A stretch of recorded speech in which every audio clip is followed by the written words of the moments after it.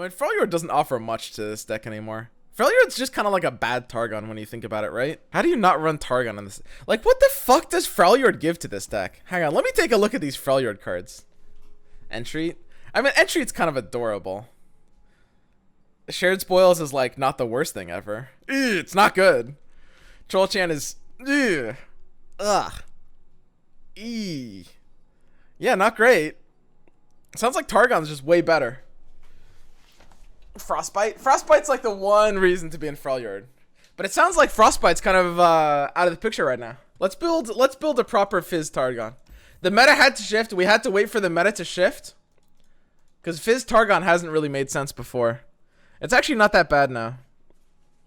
Starlit Seer. Starlit Seer is like the one reason to be in Freljord. It's true. The problem with running this elusive keyword as a concept, as a win condition for a deck right now, is that most decks don't really care about your elusive units. Aggro will race you down and not care that they can't block. Any sort of Shadow Isles Freljord control is just going to cast spells and kind of not really care that they can't chump block your units. It'll matter a little bit, but it's not going to be huge. And a lot of elusives have low HP like Green Glade Duo, and they're just going to absolutely abuse your low HP stats, right? So here's the interesting thing about Fizz as a deck. Basically, the Fizz archetype is really what elusives need to be right now. The biggest thing Fizz is weak to is going all in on Fizz and getting countered by Hush. But Targon play rates are down, and I'm actually not 100% sure. We could maybe build this deck in a way that can do fine against Lee Sin anyway. I could run Solari Priestess. That wouldn't be the worst thing ever. No, that would be pretty bad. That would be pretty trolly. That would be the worst thing ever. That would be horrible. And then Sunblessed Vigor is alright. You often do need your Fizz to be able to survive some weird things. It is like the permanent health buff. You do need it to have like 3 health so that it can live through avalanches and stuff. How much aggro are we actually seeing on ladder? So we'll do a lot more fine tuning, of course. Right now I'm just kind of like vomiting random cards in. I really need to see, again, people forget how much of deck building is just like knowing what you're playing against and the field, right? That's so much of deck building. I mean, it's a meta game, right? We need to figure out exactly what we're trying to counter for the card choices. And everything is so situational, so it's really hard to like build this pure theory craft. We do need to see how things are looking since I've been gone. Honestly, I'm in the mood for Fizz. I'm very glad that the meta does support Fizz better than it used to be.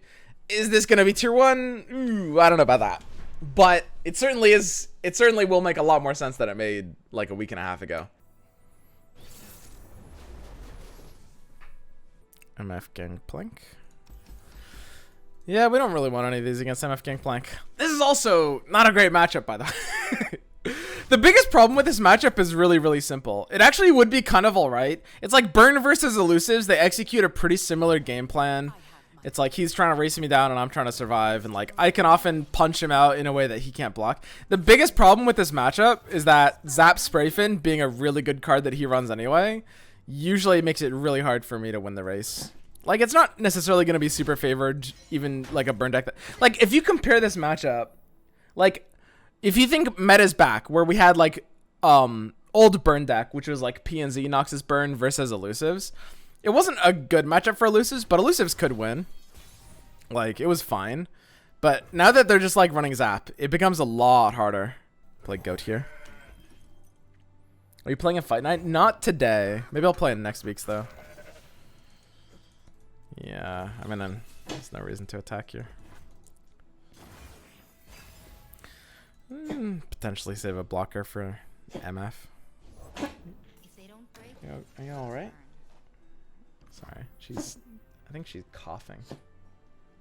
Are you good? Are you okay? She's still on my lap. Yeah, that's the one benefit of attacking there on turn 2. If his hand is literally like Demolitionist is his best turn 3 play. Pretty weak hand. I guess we're just playing the other goat. I don't mind just trading this down and getting 2 gems.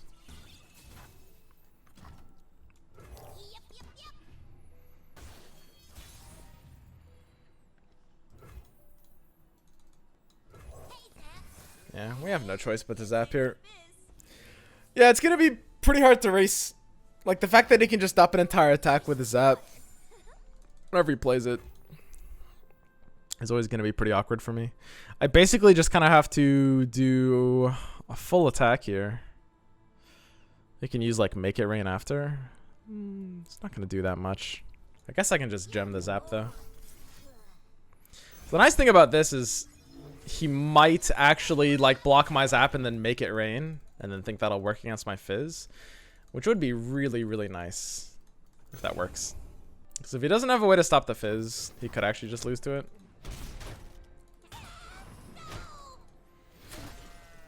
We got one zap out of him, and we've stopped his aggression.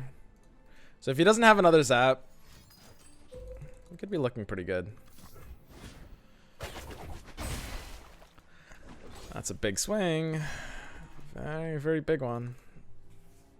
I mean, those are the kind of exchanges we need to happen. And now, like, I mean, the thing is, when you enter these turns against that deck, like, he needs to play a Gangplank here to feel fine, or Jack. But when you enter these rounds against those deck, usually, like, their hand is, like, Fervor Decimate, which, like, is really scary if our health is low, but if his board is empty and our health is pretty high, then those cards do basically nothing, right?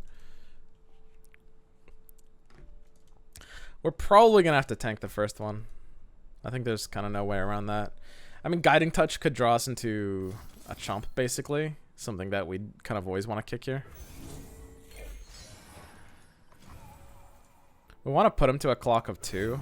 We can probably do that just by doing this. 3 Narwhal, 3 Shadestalker. Yeah, I could definitely see that. So we're going to have to tank this first one. That's fine, though. Second pick a card is a really bad draw. Don't we only run 2 of these? How are we? It feels like we're drawing both pick a cards in like half these games. Yeah, that really hurts our ability to put him on a clock of 2. I need to level the Fizz up now. I think we actually... Wow. I don't know if I can pick a card to pick a card. Honestly. No, I should be able to. There shouldn't really be a downside to doing it like this. That's fine.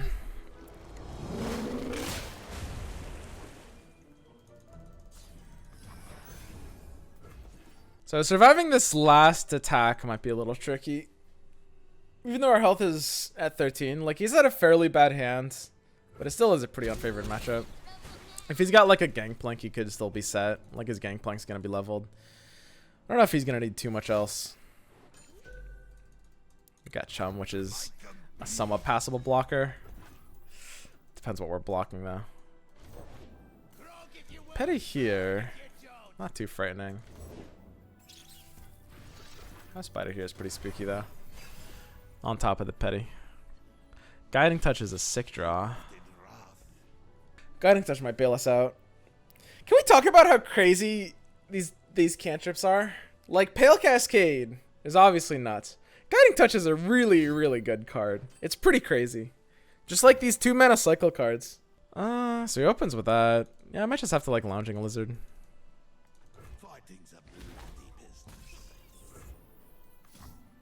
I can touch my face first, see what happens. Yeah, I mean, as long as I survive this next attack, I should be fine. This makes me feel a little bit better into like Gangplank. I mean, Gangplank is kind of like always nuts to play early. But the Lounging Lizard can block a decent amount of Gangplank's damage, potentially.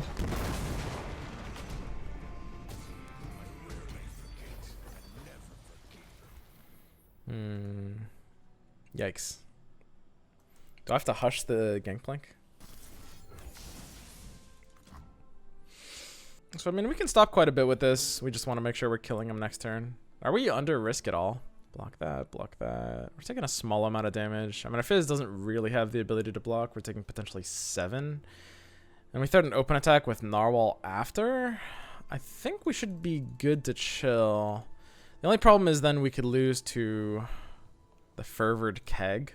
But if we play in, then we lose our ability to open attack anyway. One problem with this is I actually wasn't watching the hand, so I don't know what the zap drew.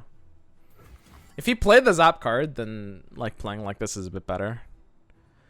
But I think I have no choice but to do like a Fizz Vigor block. But having to develop into him just kind of ruins us anyway. I think we have to do this.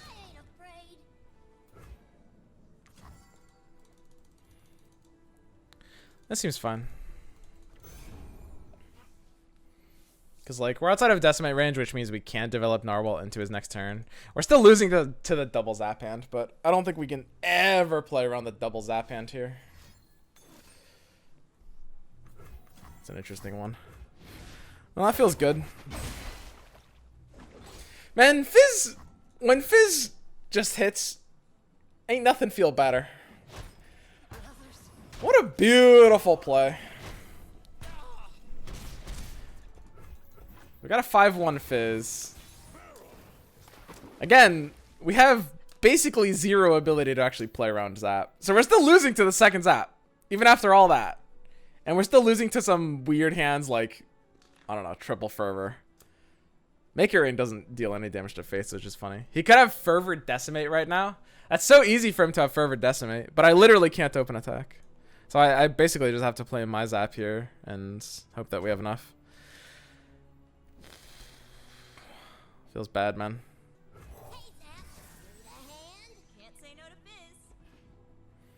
Chum the Zap? You could chum the Zap if he has one.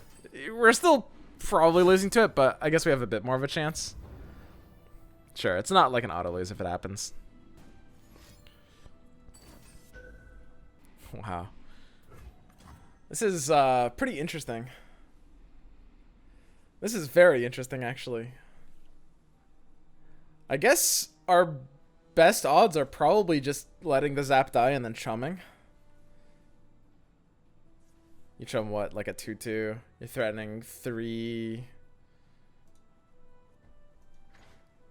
The chum's not good enough, though. Do I actually have to make it rain that? And just hope? Isn't Narwhal just better? It feels like Narwhal's a lot better. I don't see any reason I would make it rain here. Yeah. Like, we can just play it safe, right? We're at 4 health. He doesn't have the ability to kill us. He doesn't even have the ability to play Zap. So if I just play Narwhal here into Pale Cascade, don't we just win? Don't we beat anything by doing that? Like, he doesn't have mana for anything. Why would we make it rain, guys? We're good. We're good.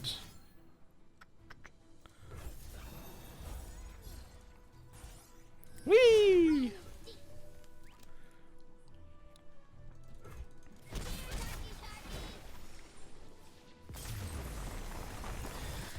Well, it feels pretty good. It's definitely a good time to be playing. Definitely a good time to be playing Fizz deck right now. It does alright against the current meta. I mean, Fizz deck has been underrated for. There's a lot of different Fizz. You can play with Fizz Draven. There's always, you know, Feint's always playing Fizz Draven in Masters. It's not bad. I still need to touch this deck up a little bit. I'll be improving this a bit as I go, but I mean, it's really not bad. It's an alright deck. It's like, at best, probably like low tier 2, high tier 3 kind of thing.